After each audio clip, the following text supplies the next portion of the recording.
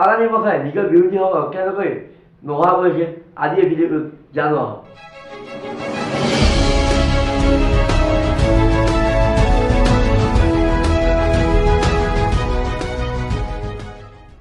টাটাই ভাৰতত দেখিছিল যে ভাৰতত নিমখৰ কোনো পেকেজিং আৰু কোনো ব্ৰেণ্ডিং নোহোৱাকৈ ভাৰতত নিমখবোৰ বেছি আছিল।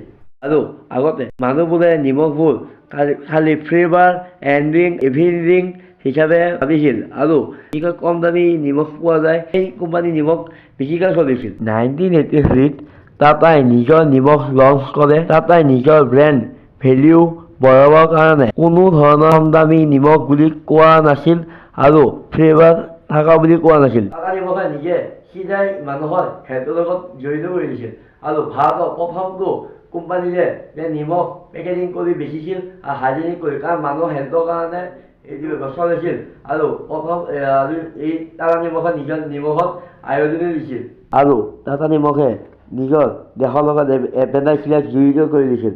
যেনেকৈ টাটা নামক দেশ কা নাম, দেশ কা চেহেত টাটা নামক, এনেকৈ ভাৰতৰ 1 নম্বৰ হ'ল টাটা নামক কোম্পানীটো। এইখিনিয়ে বন্ধুসকল, এনেকুৱা ভিডিঅ' আপোনাৰ আৰু পাই থাকিব। মোক চেনেলটো লাইক কৰক, ছাবস্ক্ৰাইব কৰক আৰু বেল আইকন দবাই দিব।